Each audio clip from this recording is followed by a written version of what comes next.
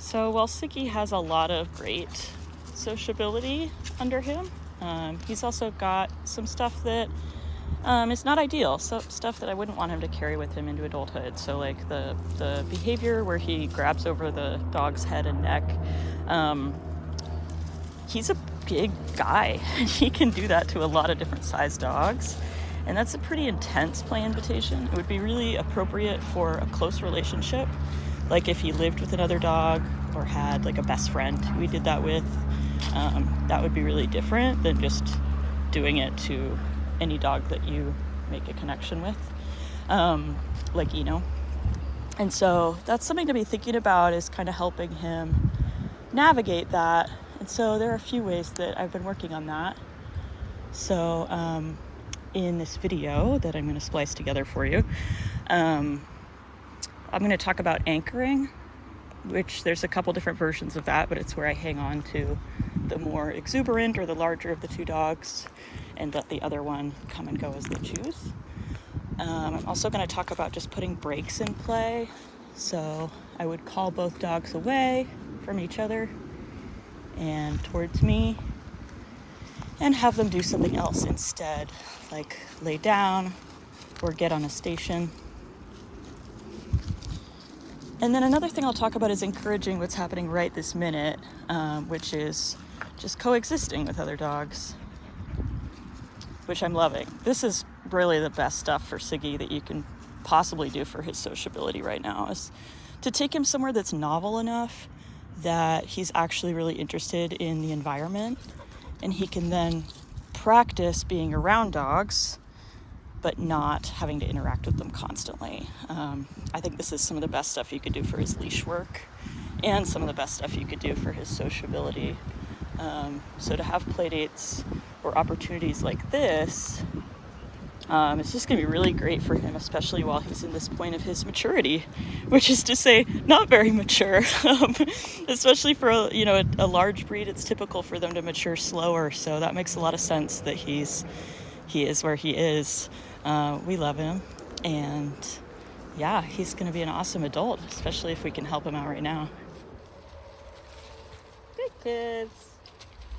Okay, so I wanted to show some examples of different ways that I put breaks in play. They were just playing. Of course, now they're going to stop now that I was just getting the camera out. So some of their wrestling looks consensual, and some of it is more of a one-way interaction.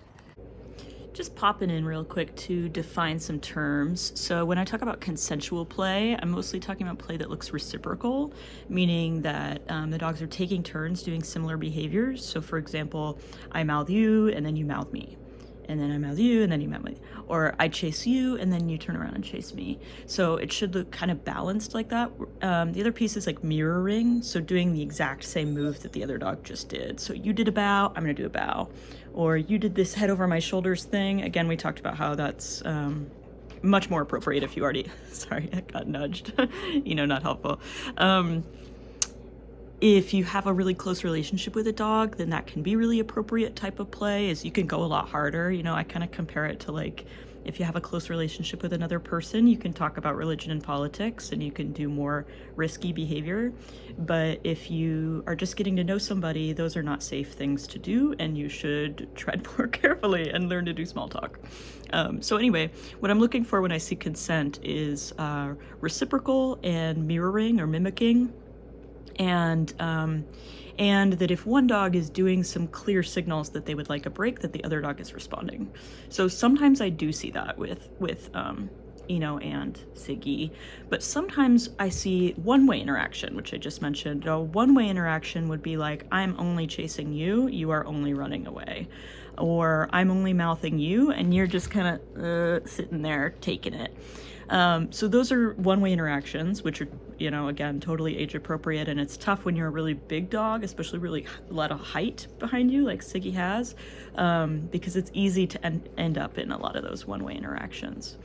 Interestingly, I've seen Siggi on the receiving end of a lot of one-way interactions as well. So if I have him around a more exuberant dog, like Toby, the Bernese Mountain Dog, who we saw a little while back, that was an example where Siggi was the one who was more inclined to run away and had more conflicted body language around Toby. So yeah, that is what those terms mean. Consensual play versus one-way interaction. So right now he's trying to get Eno to play again. You can kind of tell by the way he's kind of like looking at him over his shoulder and trying to look really appealing and fun. Coming at him, zooming back and forth. Okay, there was a play invite. Eno's not into that. I can tell, but Siggi can't. There it is. There's the tell-off. There's another tell-off. There's a bigger tell-off. All right, that's enough. And there's the bigger one. So normally I would step in, but I wanted to kind of show you what that looks like, just because different dogs are going to have different no thank yous. And to Siggi, sometimes they look like play, even though I can, and probably you can, tell the difference between Eno playing with him and Eno not playing with him. Trying to tell him to bug off and leave him alone. You get faster behavior, so kind of a faster zoom around and mouth you, instead of a like gentle turnaround mouth you. Siggi unfortunately responds to that by speeding up himself. So, again, pretty typical teenager, but it's not great. It's not ideal. These kinds of things could get him in trouble in the future, especially when he is a larger dog and a lot of dogs won't be able to physically outmaneuver him. It's really important that we help him out with those social skills right now. So again, we have, does a look away, a turn away. He showed his teeth. Siggi. So I'm going to step in there and give some training wheels, right? Some support to Siggi. It says, that dog's not interested. I'm going to call you away. I'm going to give you some treats. And then I'm going to tell you to move on. Let's move on. Let's do something else. This also tells me that it is almost nap time. A lot of the time you'll get more behavior like this. I'll zoom out. You'll get more behavior like this, meaning not reading the room, when the dog is kind of overtired.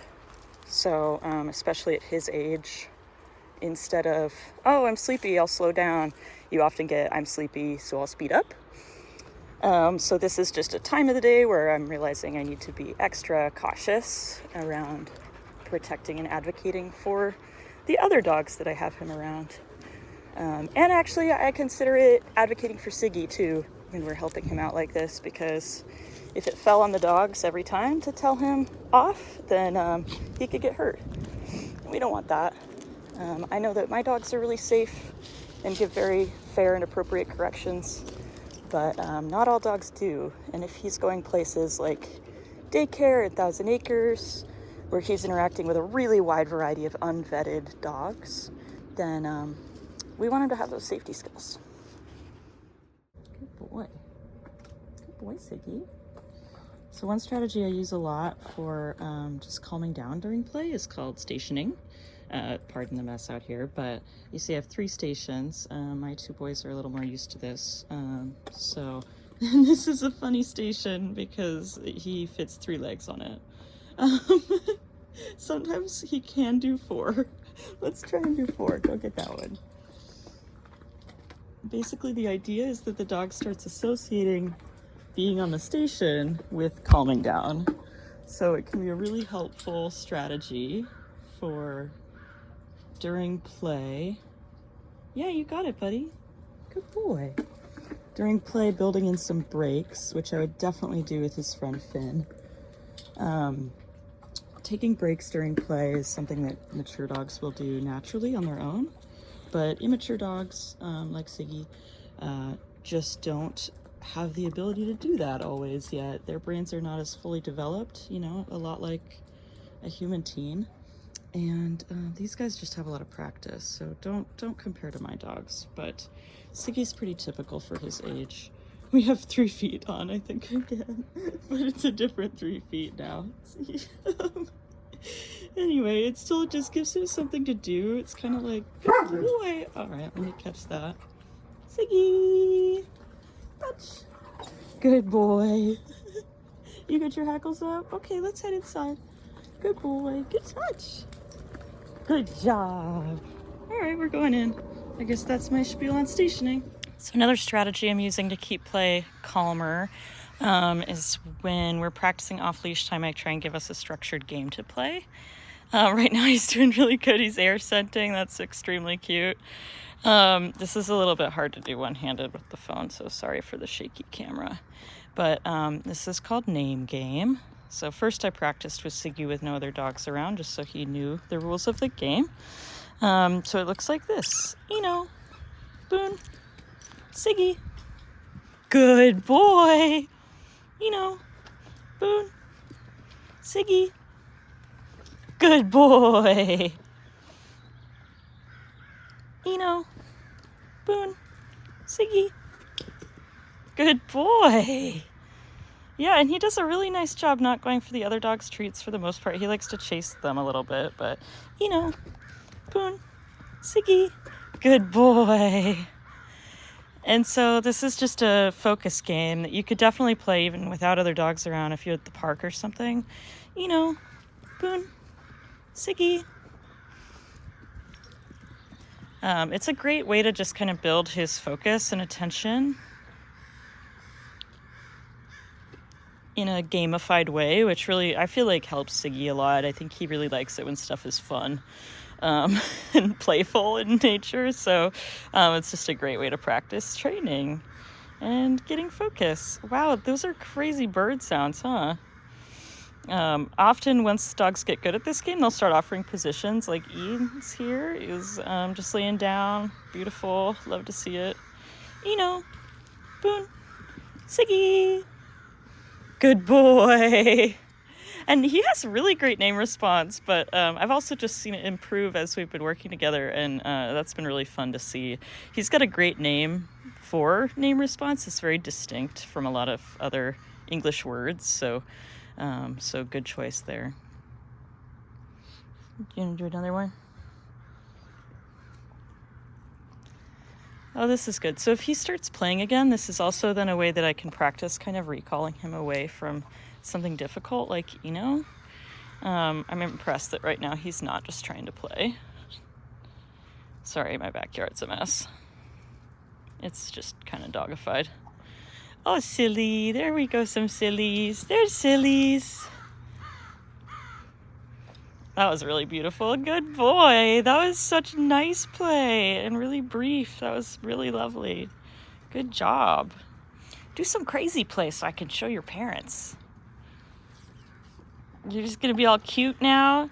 You're just going to be all cute? All right, well, you're rocking it. So I have Siggi on leash, and one of the strategies I'm using to keep their play calmer, so it's called a low anchor. So by anchoring the more confident or more playful or larger dog, which in this case is definitely the more playful and the larger, the two. You can see I'm anchoring his leash low. It's under my foot right now. And that's so that he can't climb on top of Eno. And it's going to keep play calmer for that reason. So the more that you can keep play kind of on one plane of existence instead of up on, two dogs up on 2 feet, that's going to stay less confrontational, which is going to help play de-escalate a little bit. My foot just slipped there. 1 sec. And then you also end up with these really uneven dynamics that look a little bit more like just one on top of the other, which doesn't really help a relationship, especially when one is a really young teen, which Siggi is still a pretty immature play style. So I'm going to categorize him that way right now for the sake of this. So with this situation, I'm going to pull him off gently so that Eno can get up. This is also called like a consent check. So Eno did a shake off, which to me means, thank you, I did need that break. And 1 second, I'm going to adjust. Okay, so by anchoring the leash, also called a consent check sometimes, it allows the other dog to come and go as they please. So in this case, Eno would like a break, so he can walk away without getting accosted. If I weren't hanging on to him right now, I can tell that Siggi would just pursue him and not read the fact that his friend wants a break right now. So this is helping him rehearse better behavior, basically. I don't want him to carry some of this play stuff into adulthood. It's totally age appropriate right now, but it would be really inappropriate if he were 4 years old and still most of his play invitations were mouthy and he wasn't always respectful of other dogs wanting breaks. So we want to, even though it's age appropriate right now, we want to give him some like training wheels here, and just kind of help him practice better play skills. So I can tell here, Eno's getting a little annoyed. Oops. Eno, get it. Good boy. So I'm just gonna call it good on play for now. Siggi, good job. And I could go back to my stations, but they've been kind of at it for a while. So instead, I'm gonna put Eno in this pen. Apparently Boone wants to go in there too, so whatever. I guess that's fine. I like to alternate who's in the pen, and ideally I actually prefer to have the more exuberant dog take the break in the pen. But in this case, Siggi gets kind of frustrated in there right now. My dogs have a little more practice, just like taking little cool down breaks. So instead I'm gonna have Siggi be on the outside of the pen, and then he can still get his break in, and they get their break. Good kids. And now that I've removed the option of playing, I was worried that he'd just get frustrated and bark at them, but he actually went and self-regulated. He checked in with his body, and it turned out he needed to drink water. So good boy. That is the right freaking choice. Yes. That's something that we can only check in with our bodies if we're with it. So, during play, sometimes he kind of loses his brain cells and loses his access to his normal skills, which, again, totally age appropriate. But it's something you want to work on. So right now, I'm going to reward him if he disengages from that pen. Almost. Good!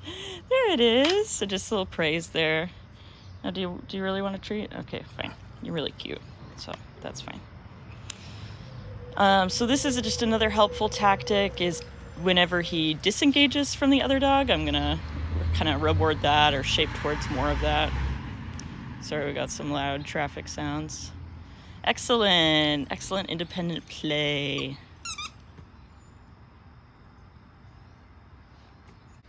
All right, we're taking the time to practice putting all 4 feet. Now we're getting much better. We got better body awareness now. We got all 4 feet on the platform. So this is just kind of a great little game that I can play with him when my other 2 are in the pen and I need him to settle a little bit. This is also really nice because it's prompting him to be right next to the dogs, but without getting all up in their space and all that, and he's just focusing on moving his body instead, which I know we've talked about before, but especially with his body type is just really, really good stuff for him to work on, since he has such long legs and he doesn't fully know how to use his size yet. So this is great stuff for him to practice body awareness building while he's near a playmate.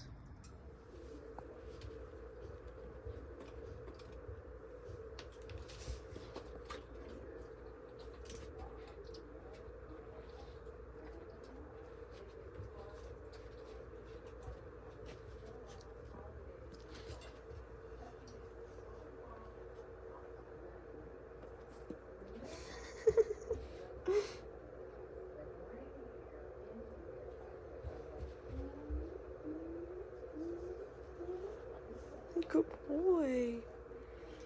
Good job, buddy. Yeah, good boy.